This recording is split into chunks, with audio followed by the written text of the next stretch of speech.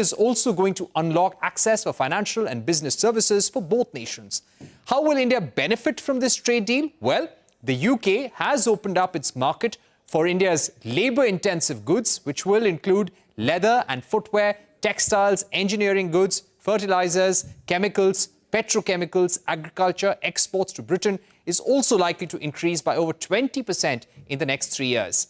Speaking at a joint press conference, Prime Minister Keir Starmer has said that India and UK are launching the Vision 2035 strategy to work more closely on defence, migration, health. While Prime Minister Narendra Modi said that the Indian security agencies will continue to enhance cooperation and coordination on matters such as extradition of economic offenders. Those who misuse democratic freedoms to undermine democracy itself must be held account. Economic offenders के प्रत्यार्पण के विषय पर भी हमारी agency सहयोग और समन्वय से काम करती रहेगी. This is the biggest and most economically significant trade deal that the UK has made since leaving the EU. And I think I can say that it's one of the most comprehensive deals that India has ever done, boosting wages, raising living standards, and putting more money in the pockets of working people. It is good for jobs, it is good for business, cutting tariffs and making trade cheaper, quicker and easier. Cricket is not just a game, but a passion. And also a great metaphor for our partnership. There may be a swing and a miss at times, but we always play with a straight bat. We are committed to building high-scoring, solid partnership. To take this discussion forward, I'm now joined by FICCI's senior leadership, Vice President Anand Goenka. He's also the Vice Chairman of the RPG Group. We also have with us former FICCI President Sandeep Somani. He's also Chairman and MD of Somani Impresa Group. Harish Ahuja, who heads FICCI's Foreign Trade and Trade Facilitation Committee, will also be with us shortly. And so will be Anisha, the Managing Director of the Mahindra Group. Anand Goenka, let me begin by asking you, to what extent does this FTA boost Indian industry's demand globally? And how do we also see trade barriers being reduced by both sides?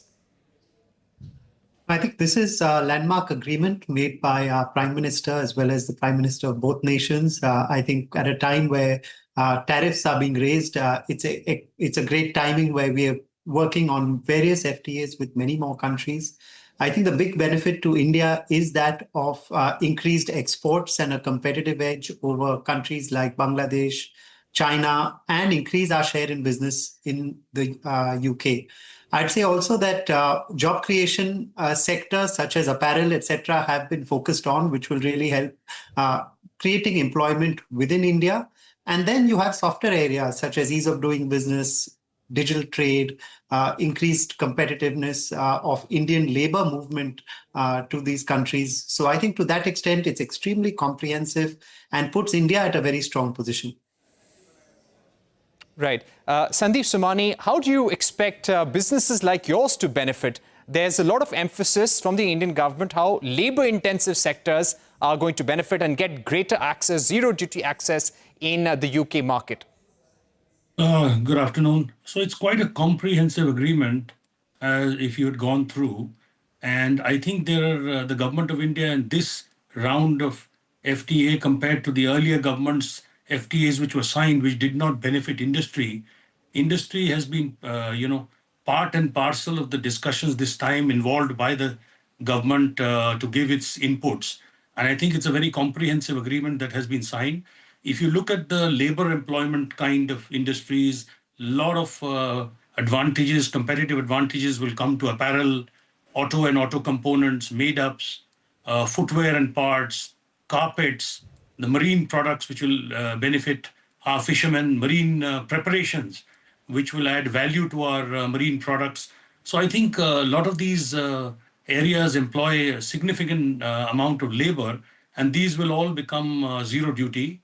As Anant had said, this will also help India be much more competitive versus our neighboring countries, Pakistan, Bangladesh, which gets 0% duty in any case, Vietnam, China, and other competitors. So I think this is quite a historic agreement and will benefit Indian exports significantly. Right. Anand, if I can come back to you and ask you about the RPG group especially. Now, we've seen how the UK today has announced investments that UK companies will be making in India, and Indian companies, at least 7 or 8 Indian companies, will be making in the UK market. Does this FTA encourage the RPG group, for that matter, to increase its footprint in the UK, maybe consider more investments? Yeah, so we've already been committed to the UK in different ways. We sell a fair amount of tires there. We invested in a tech company called Foolproof through Zensar Technologies. And this was possibly the first investment that we did one day after Brexit. So to that extent, even during very uncertain times, RPG Group has been invested in the UK. I think it's too soon just after the FTA to look at further investments, but certainly I think life will get easier. There will be social security benefits for IT service people. To that extent, life becomes easier. We can send more people there. And I think we will evaluate and continue to look at opportunities in the UK. Right. Now, speaking about automotive, now the UK government has said that India will reduce tariffs from 110% to 10% on the automobile sector through quotas, and this will be done in a graded manner. Could you give us a sense of the tire industry, for that matter, or automobile components? What is the kind of market access that you'll now get in the UK, and what is the kind of market access that India will have to give to UK's automotive industry? Right. So for the tire sector, there's actually not much change. The duty for tires into UK is at zero duty, and that will continue at the current rate. For auto comp, it has gone down. It was at about 8.2%. This will go down to about 0%. So I'm sure non-tire auto components will see an uptick in terms of sales into the UK. As I said, for tires, not much change. All right. No, not much change for tires, but from 8% to 0% for auto components. So that's going to be a big one. Sandeep Somani, do you expect more investments to be made by UK financial services companies, insurance companies, considering that was a major ask? They were looking for certainty. They were looking for certain binding clauses in the FTA. Do you think this will now be a tipping point? I think so. The Indian market is huge for financial services. And I think as part of the deal, many of these companies will now be treated at par with Indian companies. So I think that's a big win for the UK companies who are asking for this for a long time. And that will open up the financial services sector to UK investments. So that's a good move. Right. Let me also go across to past president of FICCI and managing director of the Mahindra Group, Anish Shah. He's joining us from UK right now. He has met both prime ministers. I believe, Anish Shah, you were there witnessing that historic agreement. Could you give us a sense of some of the takeaways and how the Indian industry, the Mahindra Group, would immediately benefit? Hi, Parikshit. I am actually at Chequers, the UK Prime Minister's residence. We were just with both Prime Ministers. And what I will say is that this is actually a fantastic step forward for India. The warmth of the relationship is amazing. Both Prime Ministers talked a lot more about things we will do together as both countries. And that really solidifies India's standing in the world.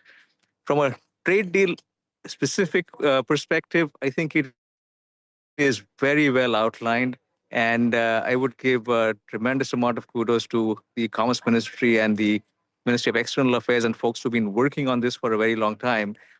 From all the details that I've seen, it is one that will position India very well. Will also encourage manufacturing in India and making India the manufacturing hub, which is something that is important for us, by facilitating exports, by facilitating greater innovation. And as the contours of the deal come out, what you will see is that it has been done in a way that is really a win-win and something that positions us extremely well. Right. I'd like to ask you about automotive tariffs, especially, Anisha. The text that we've received from the British Prime Minister's office, the press statement that says the tariffs will be reduced by the Indian government from 110% to 10% through specific quotas. Could you give us a sense of whether this is across the board, or is it only for electric vehicles or luxury vehicles? But actually, that I will leave to the government to talk specifically about what has been signed. From what I understand of the details, all I would say is that it has been done in a manner that really strengthens the auto industry in India and is a win for both countries.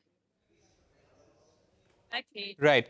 And do you feel that the Indian industry is now ready for that challenge, the competition from UK car makers? Has this been done in a way which has kept the interests of local car makers, automobile makers in mind? Parikshit, I'd actually put the question the other way around. Is the UK car industry ready for the challenge that we will pose to them by sending cars from India? All right, that's a good one. But do you also believe that whatever concessions are being made, this will only be for electric vehicles? Again, Parikshit, I'll leave the details to the government. All I will say is that from what we've seen, it actually has been put together really well. Okay. The other question about movement of professionals. How does this agreement actually help the movement of IT professionals, those in consultancy, those working on cutting-edge technologies, emerging technologies, move more freely in between the countries, and also the startup ecosystem between India and UK? It will help tremendously because, as I understand, there's going to be a 3-year term. I don't have all the details of that as yet.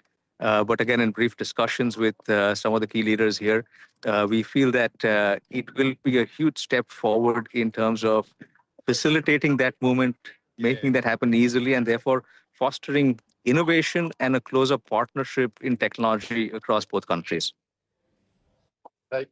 Now, within the Mahindra Group, as a diverse business, which are some of the areas you believe will get an immediate boost and may encourage you to increase your footprint in the UK? I'd say a number of areas, Parikshit. Automobile for certain. IT services will get a boost as well. We will look closely at hospitality and see if there are other things that make sense from a hospitality perspective. And there are a few other areas that we haven't fully understood as yet. As we get more details, we will look at a few more areas also. Right. And from the text that we're seeing from the Indian side, automobile tariffs in the UK for Indian automobile goods has been reduced to 0. Would that be right? So cars being exported from India to the UK, what will be duty structure? Again, Parikshit, I won't get into the duty structure of it. I think we will be very well positioned. And this is where we look forward to competing in the UK. Right. And the important thing is that this FTA will now be a template, in a way, for our negotiations with the US and European Union. Do you expect similarity, and do you hope for alignment in other trade deals? I think the challenges for each country are different, and their asks are likely to be different as well. So you're right that this is a template for other trade deals, but my sense is that there will be some meaningful differences in other trade deals as compared to this.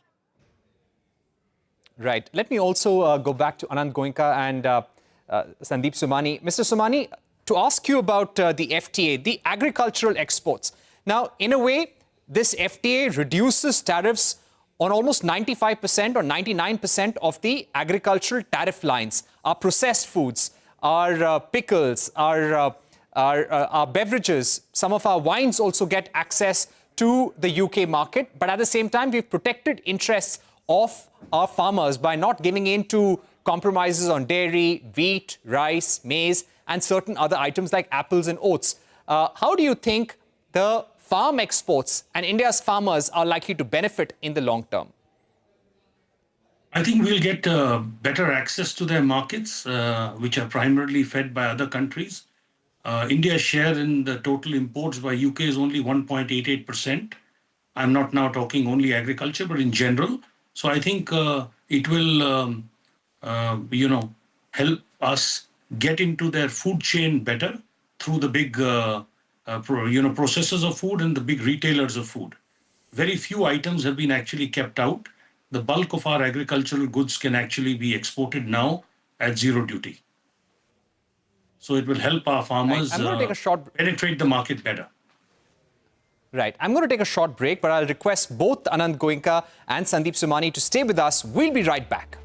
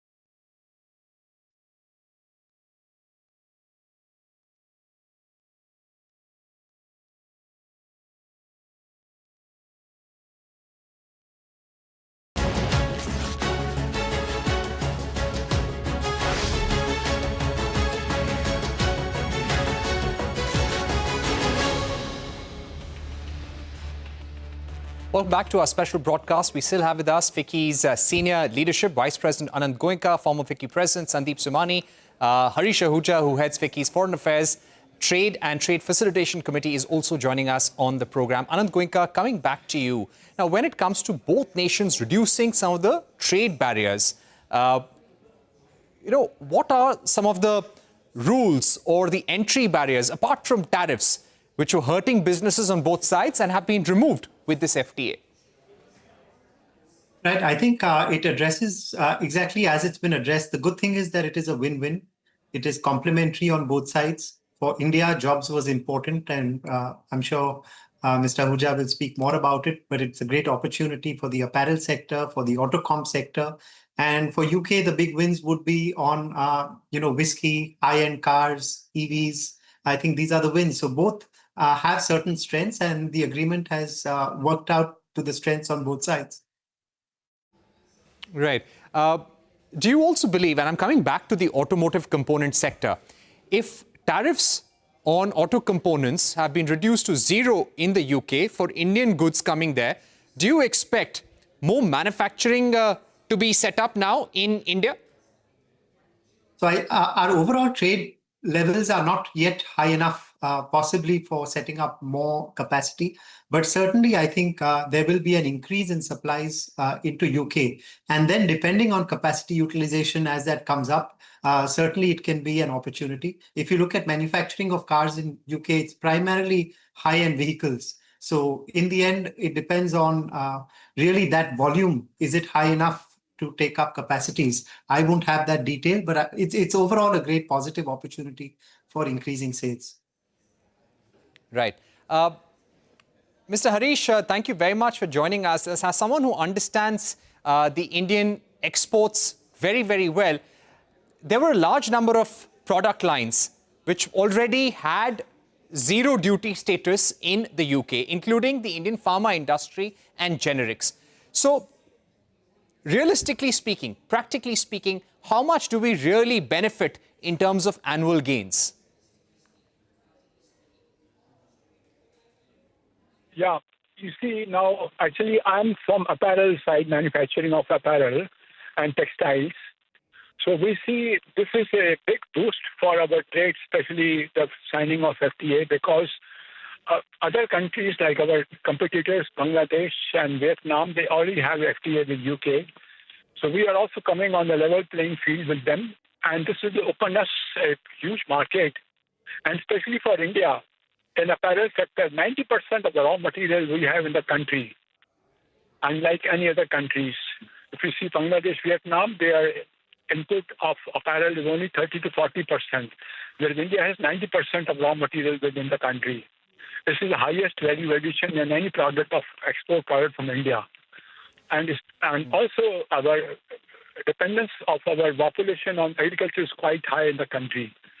So it is also a very good form of bringing unorganized sector workers to the organized sector of the apparel trade, And our cost... Mr. Ahuja, I would like to ask you about apparels, about textiles. What are our current exports to the UK? Are you already seeing enhanced orders, demands for contracts, long-term orders coming into the UK? And what's the kind of uptick you're expecting? Yeah, we are expecting that within the next 3 years or so, we should be at least more than double, because we have got more inquiries coming in. And customers, they know that even though actual effect will happen in about 8 to 12 months, but they have already started looking into India into this major sourcing hub. Because most of the customers, they really like to work with India because of our judiciary system, our democratic system, and also our labor laws. They are the strongest in the whole region. And they think it's very sustainable to work in India. So they already have started plans of increasing placing larger orders in the country. So we see big gains coming in a couple of years. Right. Are you likely to set up additional capacity for the UK, or do you believe that the market is still not that big for you to put additional money in more factories? No, we already are expanding by 15% almost every year, because we see that till now most countries, especially, they are saying that China is not the final hub for importing all manufacturing goods. We have seen that America has placed 50% duties on China. Similarly, now, they know that they have to look for alternate sources. So India is the best option available at present moment for any country to import apparel from. Right. Let me go back to Sandeep Somani. Sandeep Somani, a similar question to you. Are you now seeing additional inquiries, more long-term orders from UK? And do you believe that the framing of this FTA will give us that advantage in the region? We've always been speaking about the China +1 opportunity, but we believe that, especially in the labor-intensive sectors, the opportunity ends up going to Vietnam, Indonesia, Cambodia. Does this, in a way, give us an edge? And do you feel that now is the time for India to leverage this opportunity? Absolutely. As Mr. Ahuja said, in the apparel sector, our competitors were already on zero duty. Now we will also get to zero duty. So it gives us that 9 or 10% competitive edge, which, for example, in some of these sectors can be the difference between winning and losing. And I think that generally when so many lines of tariff lines will go down to zero for Indian products, the penetration of Indian products will significantly improve in the UK. And we will be more competitive. India, as you know, is quite competitive in its manufacturing with the lot of steps that the government has taken over the last few years. So I think scale will improve in India over the years with more FTAs coming with other countries, as you are well aware. And I think that scale will provide an even bigger impetus for exports. Right. Thank you very much, Sandeep Somani, Anand Goenka, Harish Ahuja, Anisha, for joining us on the program. It's been an interesting discussion. Let's see the fine print of the free trade agreement and when it comes into effect. Remember, it has to be now ratified by the UK Parliament. It has already been ratified by the Indian Cabinet. With that, it's a wrap on this special broadcast. More news and updates continue right here.